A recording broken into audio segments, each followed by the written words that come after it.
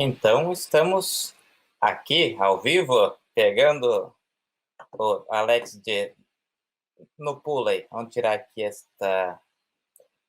Vou colocar o áudio para o Alex, que está fechado aqui. Tirar esse bannerzinho aqui ainda. Estamos aprendendo a dominar essa ferramenta aqui. Então, logo vai estar da hora aí. Então, primeiro eu vou fazer um agradecimento aqui, que o Caruan Carnio acabou de se tornar membro aí, então um abraço, Caruan, e valeu! E também, ó, a camisa que eu tô usando aí, ó.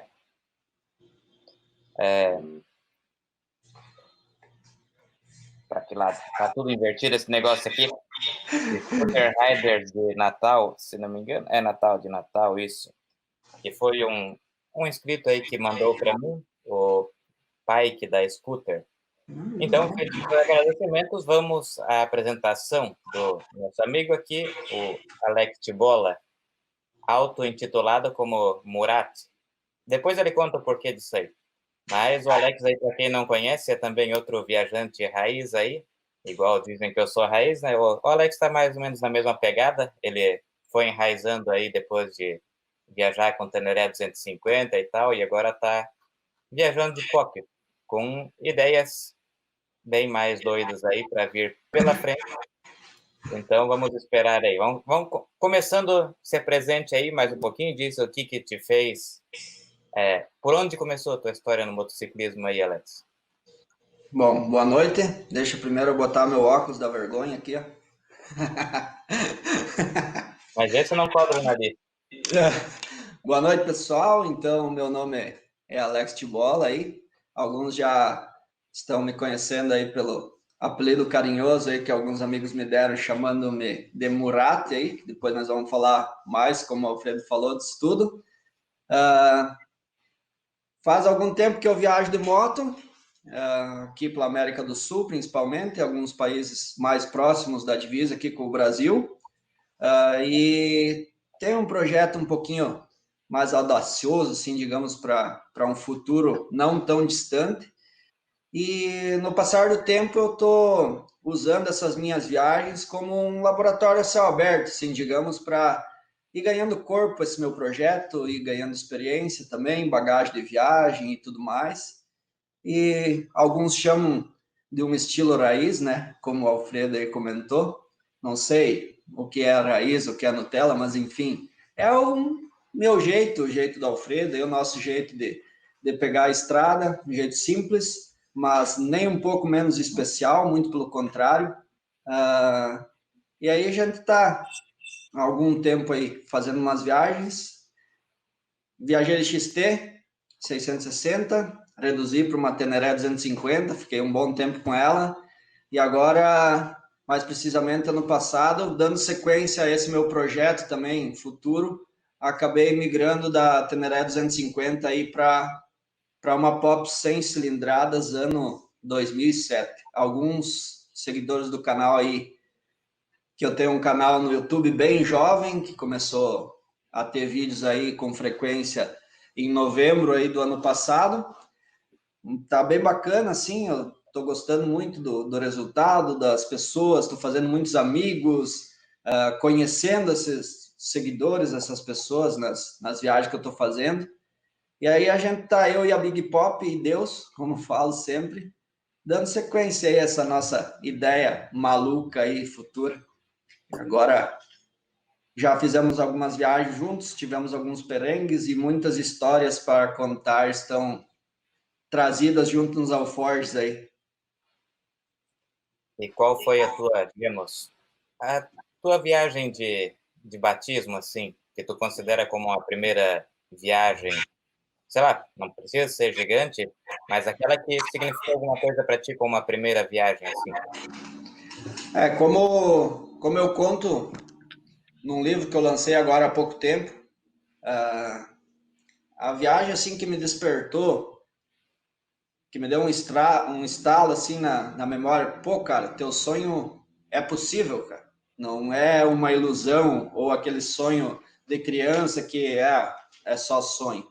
Teu sonho pode se tornar real, só depende de você Essa viagem aconteceu em 2015, onde de vários imprevistos que acabaram acontecendo durante o ano, eu saí de um tour guiado para, em cima da hora, menos de 30 dias, migrar para uma viagem completamente sozinho, para fora aí do país, que era uma coisa que eu nunca tinha feito por tantos dias e nem assim sozinho. Já tinha saído do Brasil, mas a encontros de moto, questão de bate e volta, sim, final de semana só. E aí essa viagem foi, para mim, pelo menos, bem desafiadora, porque eu me peguei sozinho numa situação que foi ou eu vou ou eu não vou. Eu já tinha protelado algumas vezes, tipo, dado a voz talvez para a razão, assim, esquecido talvez da intuição. Nessa viagem aí, mesmo em cima da hora, eu acabei dizendo, não, agora eu vou dar uma vez pelo menos uma chance para a intuição. Esqueci um pouco a razão, embarquei na moto, carreguei ela e, com o mínimo de planejamento possível, fiz uma viagem por toda a costa do Uruguai e alguns pontos mais principais da província de Misiones aqui na Argentina e alguns lugares do Paraná, Foz do Iguaçu e tal.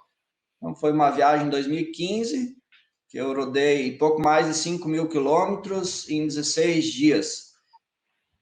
Como você falou, né? A gente falar de números, talvez, muitas pessoas vão dizer, mas isso aí não é nada, né? Pois é, mas para mim, naquele momento, era algo que me desafiava bastante, né? Era algo novo, que eu nunca tinha feito, por um lugar que eu nunca tinha ido, com várias informações, às vezes, desencontradas, né? Eu adiei muitos anos esse meu sonho de sair do Brasil para fazer uma viagem para fora e tal, por justamente informações desencontradas, né? A questão de valores e tal, a gente tem um serviço normal, recebe um salário normal e conta às vezes com as férias, no meu caso, para poder viajar. Então, às vezes, as informações que eu tinha até então, muitos anos eu não consegui ir porque não tinha dinheiro suficiente e tal.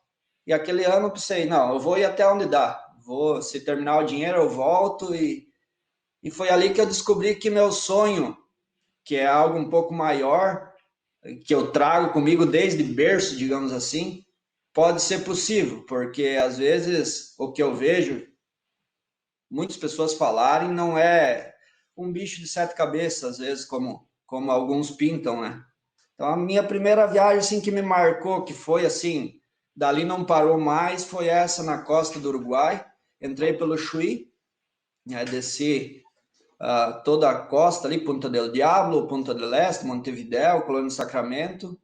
Aí voltei para a região das Missões, no Rio Grande do Sul, e atravessei para a região missioneira ali da Argentina, ali, fazendo aquela província de Misiones, subindo, saindo lá em Foz do Iguaçu. Essa foi a viagem, assim, que de tantas outras que eu já tinha feito, essa foi um pouquinho maior, um pouquinho mais desafiadora, e dali para frente, meu amigo, não parou mais, não.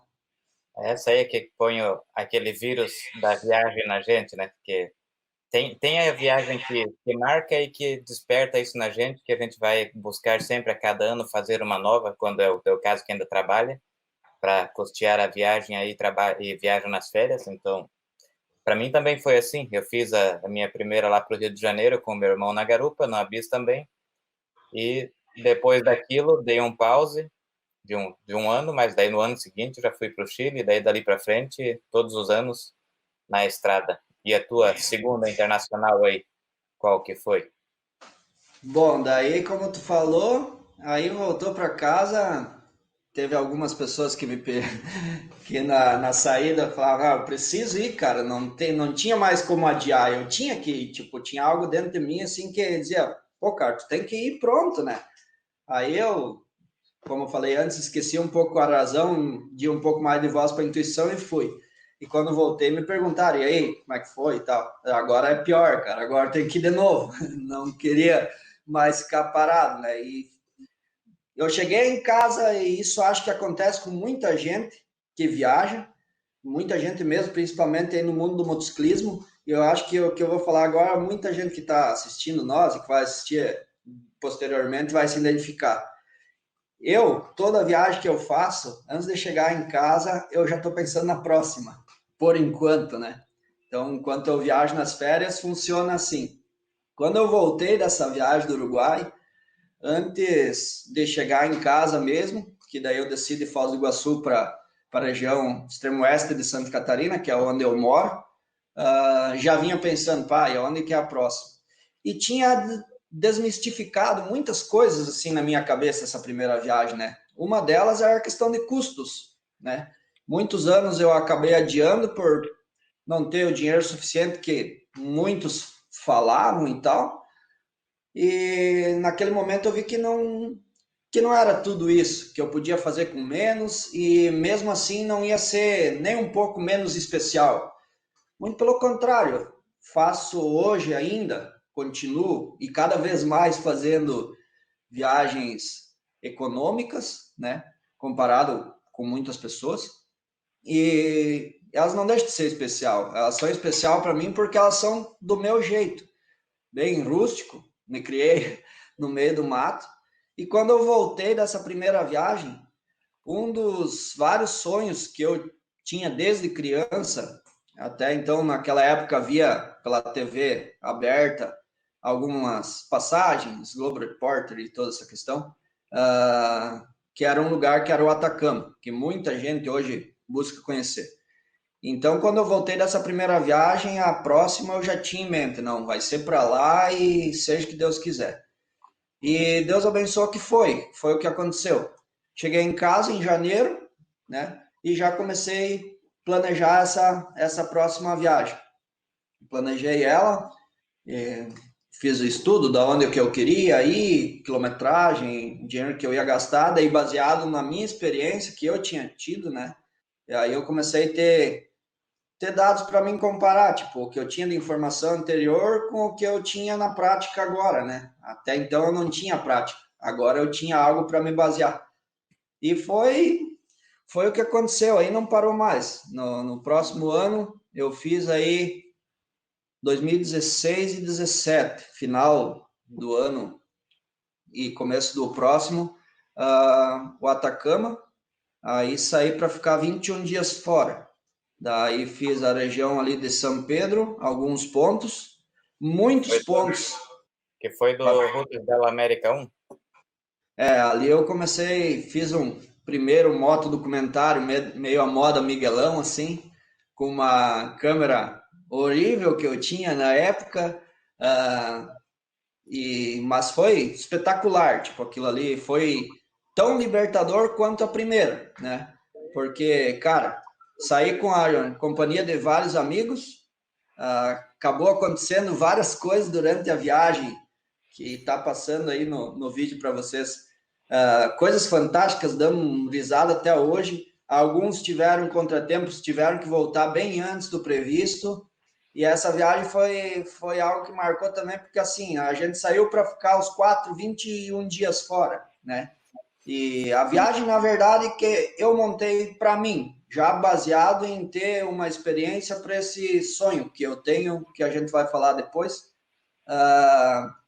e já montando para mim ter uma base, né? Esses três amigos foram comigo, alguns acabaram voltando antes, e eu fiquei 7 dias sozinho nessa viagem. Os últimos 7 dias fiquei rodando sozinho, ainda uma parte dentro da Argentina, na província de Misiones também, e depois a região de Curitiba ali, até voltar para casa. Essa foi uma viagem que eu fiz a algumas regiões ali de São Pedro, deixei muita coisa fora por falta de experiência também, isso é bom comentar. Outra coisa que eu aprendi nessa viagem, que não adianta a gente querer ver tudo, né? Porque, cara, a América do Sul é um playground para crianças adultas, como eu digo. Tem muita coisa, então não adianta acabar carregando muito um roteiro e não passando batido e não vendo nada. Isso eu aprendi nessa viagem também. De São Pedro a gente saiu em Uyuni, lugar surreal, aquele salar lá. Foi a primeira vez que eu fui para Bolívia também, a primeira vez que eu fui para o Chile. Aquele salar, cara, é algo fantástico. Todo mundo deveria conhecer aquilo antes de partir dessa vida, digamos assim.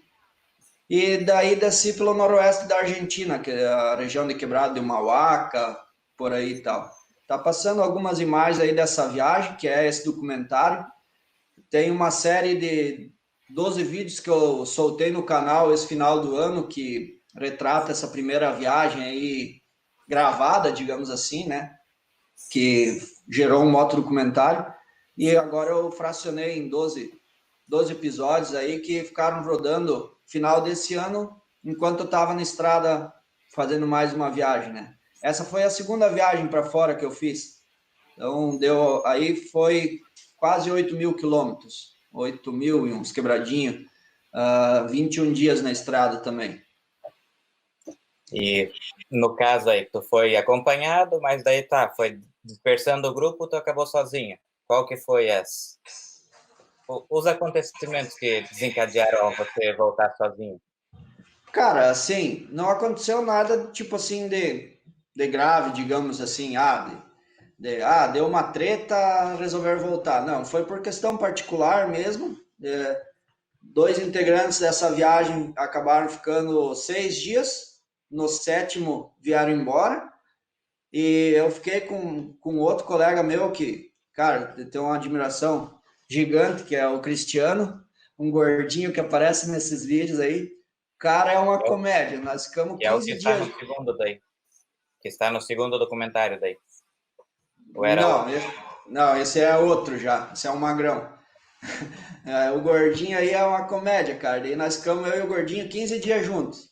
Quando nós tinha meio que visto basicamente tudo que estava no roteiro, que a gente aí tinha uns dias a mais para ver umas coisas extra, ele acabou voltando porque a gente já estava um pouco mais perto do Brasil e ele tinha criança pequena e tal, foi uma viagem dos sonhos para ele também, como para mim, no caso.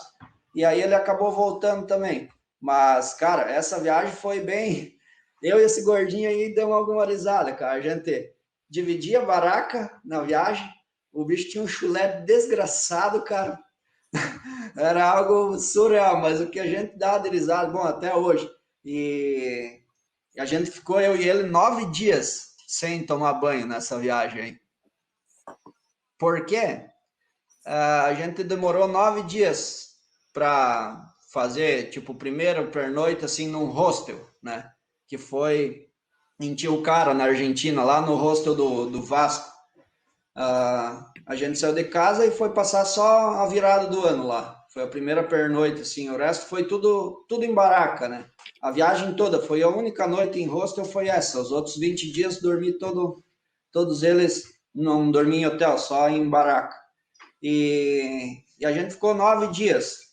Daí muitos vão perguntar, mas por que isso e tal, né? Cara, isso envolve. É uma forma maluca minha de me testar psicologicamente para o que eu pretendo fazer mais para frente. Se é certo ou errado, não sei. Eu só sei que tem alguma coisa dentro de mim que está dizendo que eu preciso tentar, que eu não posso passar a minha vida inteira trabalhando e pagando boleto. Então, resta tentar, né? Pois é, e o recorde é 9 dias ou já bateu os 9 dias? Não, o recorde até hoje foi esses 9 dias, porque nas viagens subsequentes rolava um banho mais fácil.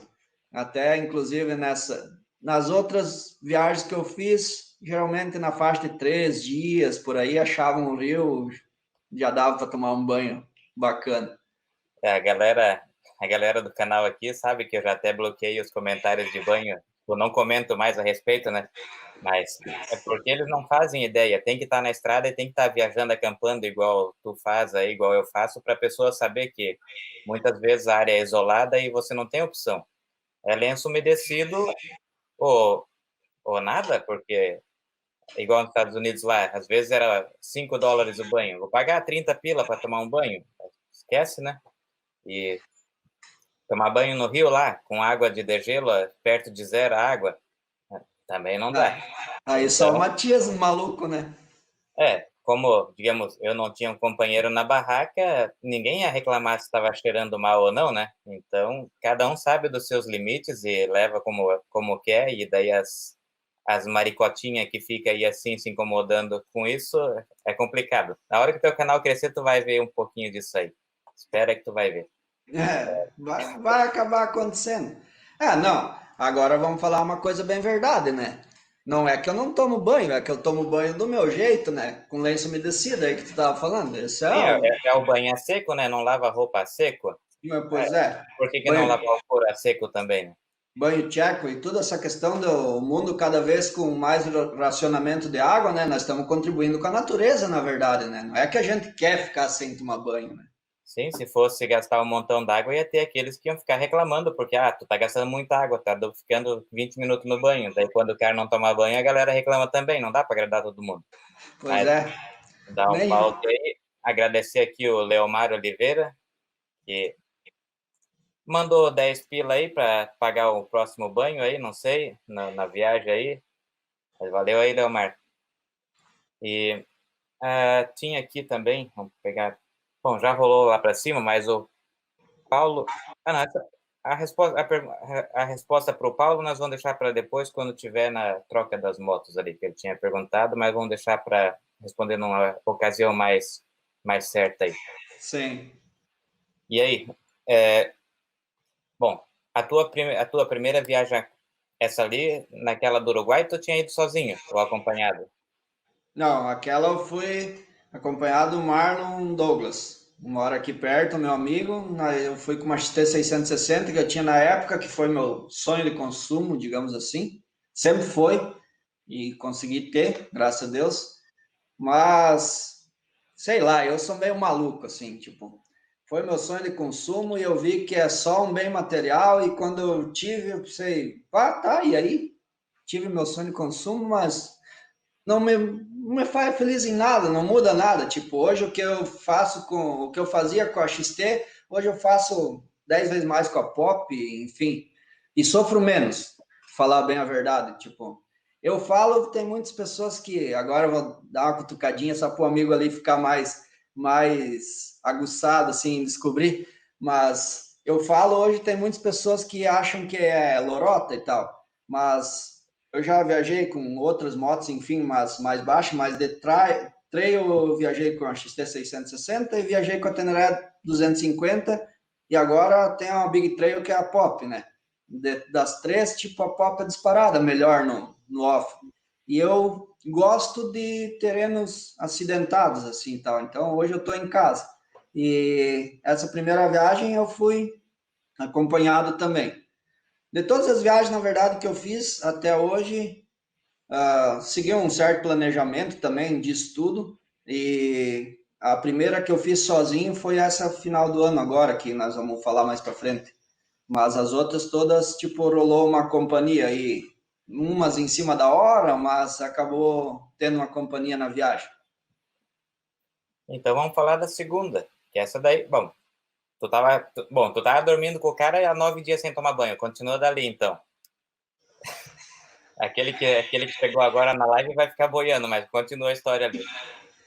Aí, tipo, ali foi muita parceria. Tipo, quando eu me mudei da cidade onde eu morava, que tem apenas 2.000 habitantes, que chama Flor do Sertão, para morar onde eu moro agora, que se chama Maravilha, eu conheci esse cara aí que a gente tem uma amizade incrível até hoje, que é o Cristiano, o gordinho. Daí acabou também dando. Cara, foi uma história muito maluca. Eu tinha acabado de construir uma casa, tinha vendido tudo que eu tinha para acabar conseguindo. Vendi a XT, inclusive, para conseguir terminar de construir a casa. Peguei a Teneré e eu ia viajar. Não interessava se ia ter dinheiro que chega ou não. E esse guri aí, o Cristiano, é um amigo fantástico que eu tenho. E ele não tinha moto até então. E eu tinha um Fusca, velho. Aí a gente acabou fazendo um mix aí, vendemos o Fusca, pegamos uma CG no negócio, ele ia com a CG, daí em cima da hora deu certo para ele pegar uma Teneré também, ele pegou uma Teneré e a gente foi. Cara, essa Teneré incomodou a viagem inteira, cara, e daí, tipo, a gente dormia sempre junto por preguiça mesmo. né? De armar, a baraca era grande, não venha com essa risadinha sacana aí, ó. E a Eu não gente acaba... falei nada do que tá levando por trás. Vai, transmissão de pensamento, né? Aí a gente acabava armando uma baraca só. Rolou vários perrengues nessa viagem, uma inexperiência assim que nós tinha absurda, sabe? Deu tempestade de areia, quebrou toda a baraca e um monte de coisa, deu perrengue na moto do Cristiano. A gente entrou no salário Uni no 7º dia de viagem com uma lâmina de água de uns 10, 15 centímetros, porque tinha dado um temporal na noite anterior. E entramos ali, daí encontramos um outro motociclista chamado, que é o apelido, a gente chama Poriena, que é de Rio Negrinho, e a gente entrou, ele tinha uma Teneré 660 e nós dois com as Tenerezinhas. Acabamos entrando no salário do Uni, na loucura, para entrar, já a água batia na altura do banco e fomos a uns 5 quilômetros antes da Ilha do Pescado, lá deu pau nas duas Teneré, nas pequenas no caso. Daí tivemos que empurrar até lá na ilha, tinha dado problema na distribuição ali da corrente, da faísca das velas, tivemos que esperar secar, perdemos um tempão desgraçado, acabamos dormindo lá na Ilha do Pescado. E voltamos depois, e cara, rolou de tudo. Como é que foi acampar lá na Ilha del Pescado? Porque é frio lá, né? Quem que esquentou quem lá? Ah, Jaguara, tu quer me botar no mau caminho, né? Daí quer me deixar em maus lençóis como os outros. Não, lá... Tava bem equipado para aguentar o frio? Não levou só o gordinho? Não, né? Lá nós contamos com a sorte, nós dormimos numa cabaninha lá que o cara cedeu pra gente dormir. Aí dormimos lá. Lá o pior de tudo era aguentar o chulé do gordinho aí, que tava, 7 dias sem banho. Rapaz do céu, cara. Não que eu não tivesse chulé, né? Mas tava feio, cara. Tava feio mesmo. E depois de lá a gente rodou mais 2 dias. Daí deu uma rebatida quando a gente chegou em Tilcara. Daí passamos a virada do ano lá no Vasco, que é um motociclista também, tem um hostel lá. A galera que viaja para a Argentina, que tem um mínimo assim, de conhecimento de mototurismo, mesmo aqui na América do Sul, conhece essas figuras marcadas aí, ele dá apoio para vários motociclistas, enfim.